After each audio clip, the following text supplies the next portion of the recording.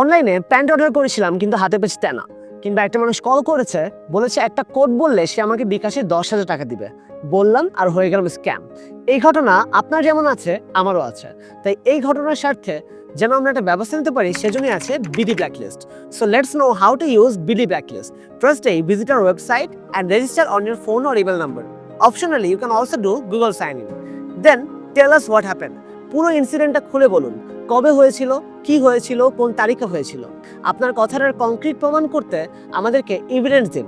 আপনার NID, screenshot, ওই ঘটনাটার প্রমাণ সবকিছু। কোনো সাক্ষ্য প্রমাণ যদি থাকে সেটাও অ্যাড করে দিন। অলসো আমাদেরকে বলুন এটা কি ফ্রড কলার ছিল অর ইটস এ স্ক্যাম। যদি স্ক্যাম হয়ে থাকে report scam.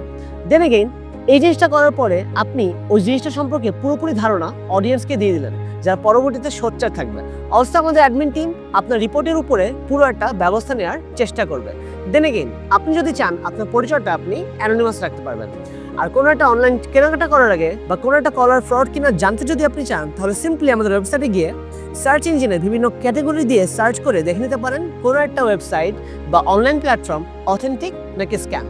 So this is how BD Blacklist is going to bless your online scrolling.